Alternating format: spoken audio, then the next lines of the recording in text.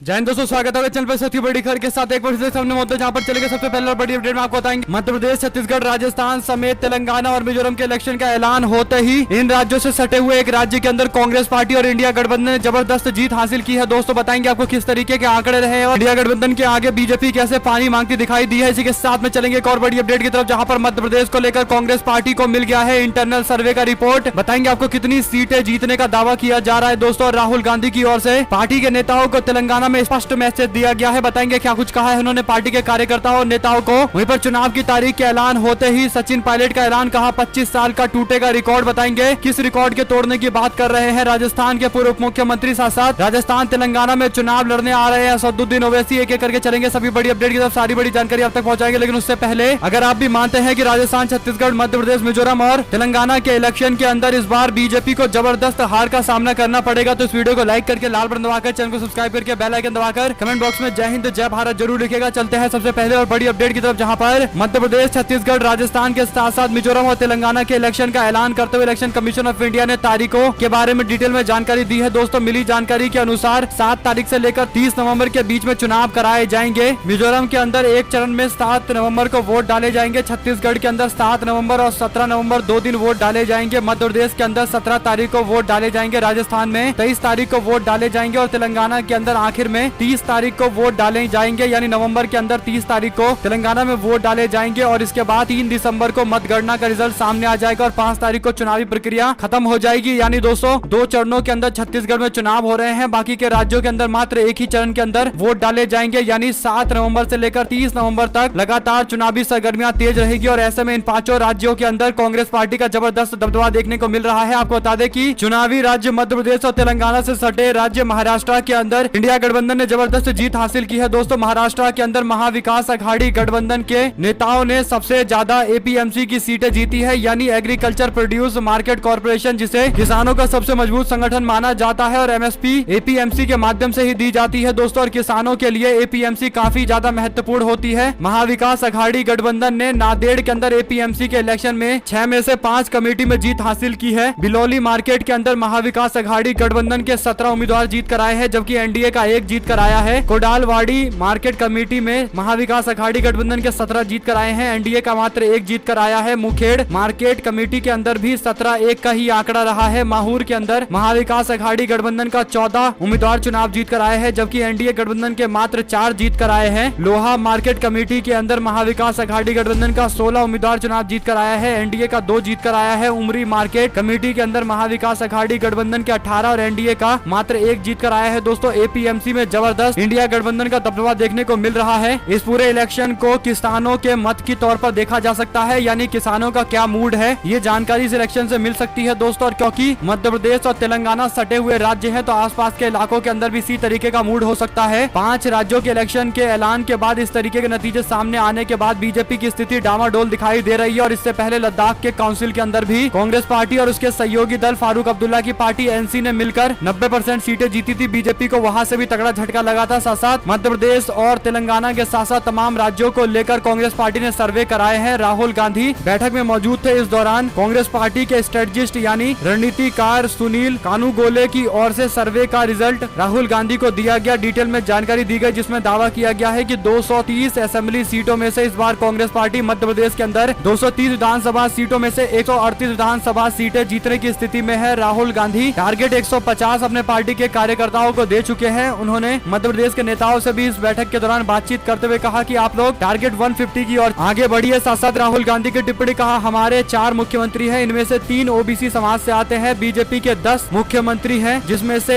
1 OBC है। इन चुनाव के बाद वो भी नहीं रहेंगे। प्रधानमंत्री मोदी ओबीसी के मुद्दे से ध्यान भटकाना चाहते हैं, इसलिए इधर उधर की बातें करते हैं। साथ साथ राहुल गांधी ने अपने तेलंगाना के कार्यकर्ताओं और नेताओं को संबोधित करते हुए बैठक के दौरान स्पष्ट तौर पर कह दिया है कि हम लोगों को प्रेशर में दबने की कोई जरूरत नहीं है। ये सुनिश्चित करना जरूरी है कि टिकट का बंटवारा सर्वे के आधार पर हो, किसी दबाव में टिकट ना बांटा जाए। नेताओं को स्पष्ट संकेत राहुल गांधी ने दे दिए हैं, क्योंकि अब इलेक्शन का डेट सामने आ चुका है, तो एकदम प्रोफेशनल तरीके से टिकट बांटने की राहुल गांधी ने जरूरत बताई है और कहीं ना कहीं नेताओं को एक संदेश दे दिया है। देखते हैं टिकट बंटवारा तेलंगाना के अंदर किस तरीके से होता है। साथ साथ दोस्तों चुनाव की तारीखों का ऐलान होते ही सचिन पायलट की टिप्पणी सामने आई। उन्होंने कहा कि 25 साल का टूटेगा रिकॉर्ड, इस बार कांग्रेस पार्टी बनाएगी सरकार। चुनाव आयोग ने राजस्थान समेत 5 राज्यों के विधानसभा चुनाव चुनाव की तारीखों का ऐलान कर दिया है। राजस्थान में 23 नवंबर को मतदान किया जाएगा, जबकि 3 दिसंबर को चुनाव का रिजल्ट आएगा। इस बीच पूर्व मुख्यमंत्री सचिन पायलट ने प्रतिक्रिया दी है और उनकी प्रतिक्रिया में उन्होंने कहा कि चुनाव तारीख का स्वागत हम लोग करते हैं। उन्होंने दावा किया है कि राजस्थान में इस बार 25 साल का रिकॉर्ड टूटेगा, कांग्रेस पार्टी फिर से सरकार बनाएगी। साथ ही राज्य में कांग्रेस पार्टी की सरकार डंके की चोट पर बहुमत के साथ बनने जा रही है। वहीं पर दोस्तों तेलंगाना और राजस्थान के अंदर चुनाव लड़ेंगे असदुद्दीन ओवैसी, उनकी पार्टी की ओर से ऐलान किया गया है। राजस्थान में 23 नवंबर को और तेलंगाना में 30 नवंबर को वोट डाले जाएंगे। ओवैसी ने कहा कि राजस्थान में 23 नवंबर को वोट होने वाले हैं। हमने राजस्थान में 3 उम्मीदवारों का ऐलान कर दिया और जल्द और भी ऐलान करेंगे। तेलंगाना के अंदर भी हम लोग चुनाव लड़ने जा रहे हैं। शासक बीजेपी के केंद्रीय नेतृत्व ने मध्य प्रदेश के तर्ज पर अब तेलंगाना के अपने सांसदों को कह दिया है कि उनको भी चुनाव लड़ना पड़ेगा। BL संतोष सारे सांसदों और वरिष्ठ नेताओं को मना रहे हैं, यानी भाजपा फिर से सांसदों को विधायकी का टिकट देने जा रही है। आप लोग इस पर जो भी राय हो दोस्तों लिखकर जरूर बताएगा, क्योंकि बीजेपी जहां चुनाव में फंसती है वहां अपने सांसदों को मैदान में उतार देती है। साथ साथ दोस्तों मध्य प्रदेश के अंदर ज्योतिषाचार्य पंडित राजकुमार शर्मा जो काफी ज्यादा फेमस है, उनकी ओर से जानकारी देते हुए कहा गया है कि मध्य प्रदेश में इस बार कांग्रेस पार्टी की सरकार बनेगी। उन्होंने कहा कि मैंने इन सारे नेताओं के कुंडली के बारे में डिटेल में जानकारी इकट्ठा की। मुझे पता चला है कि ज्योतिष एवं ग्रहों की गणना के अनुसार कांग्रेस पार्टी को 140 से 152 सीटें मिलेगी। बीजेपी सिमट जाएगी 85 के आंकड़े पर। कमलनाथ बनेंगे मुख्यमंत्री। उन्होंने कह दिया है कि बीजेपी बहुत ज्यादा सीटें जीत पाएगी तो 85 तक पहुंच पाएगी। साथ साथ दोस्तों डिप्टी कलेक्टर निशा बांगेर गिरफ्तार, मुख्यमंत्री निवास की तरफ बढ़ रही थी। कांग्रेस विधायक भी हिरासत में लिए गए हैं। आपको बता दें कि पुलिस ने सोमवार को चर्चित डिप्टी कलेक्टर निशा बांगेर को उस समय गिरफ्तार कर लिया जब वो अपना इस्तीफा मंजूर किए जाने की मांग को लेकर मुख्यमंत्री निवास की तरफ बढ़ रहे थे। पुलिस ने उन्हें रोकने की कोशिश की, जबकि वो नहीं मानी तो उनको गिरफ्तार किया गया। इस दौरान कपड़े भी फट गए हैं। आपको बता दें छतरपुर जिले के लवकुश नगर में पदस्थ रही डिप्टी कलेक्टर निशा बांगेर 3 महीने पहले अपने पद से इस्तीफा दे चुकी है, लेकिन शासन ने अभी तक उनका इस्तीफा मंजूर नहीं किया है। कांग्रेस पार्टी के नेता भी इस प्रदर्शन में शामिल हुए हैं। दोस्तों मुख्यमंत्री निवास की तरफ बढ़ने से पहले निशा बांगेर ने बोर्ड ऑफिस चौराहे पर बाबा साहब की प्रतिमा पर माल्यार्पण किया। उनका समर्थन करने के लिए कांग्रेस पार्टी के विधायक पीसी शर्मा, भोपाल कांग्रेस के जिला अध्यक्ष मोनू सक्सेना भी इस दौरान मौजूद रहे। सवाल ये खड़ा होता है कि उन्होंने अपना इस्तीफा दे दिया है तो इसे स्वीकार क्यों नहीं किया जा रहा है। आप लोग की जो भी राय हो दोस्तों लिखकर जरूर बताएगा। साथ साथ कांग्रेस पार्टी वर्किंग कमेटी ने एक मत से ये स्पष्ट कर दिया है और ऐतिहासिक निर्णय लिया है कि जहां भी कांग्रेस पार्टी की सरकार बनेगी जातीय जनगणना को आगे बढ़ाएंगे। जिन राज्यों में पार्टी की सत्ता है वहां पर तुरंत जातीय जनगणना कराया जाएगा। उन्होंने कहा कि जातीय जनगणना के साथ साथ आर्थिक सर्वेक्षण भी कराया जाएगा ताकि ये पता चल सके कि कौन से समाज के व्यक्ति कितने फीसदी है और उनके आर्थिक स्थिति के बारे में क्या जानकारी है, और इसके हिसाब से आर्थिक न्याय के लिए भी कुछ पॉलिसियां बनाई जाएगी ताकि जनता को फायदा पहुंच सके। अगर आप भी मानते हैं दोस्तों बिल्कुल सही निर्णय लिया जा रहा है तो इस वीडियो को लाइक करके लाल बटन दबाकर चैनल को सब्सक्राइब करके बेल आइकन दबाकर कमेंट बॉक्स में जय हिंद जय भारत जरूर लिखेगा। हमारे साथ जुड़े रहने के लिए सभी दोस्तों भाइयों बहनों मित्रों का बहुत बहुत धन्यवाद। देख रहे थे आपका अपना चैनल जय हिंद जय भारत।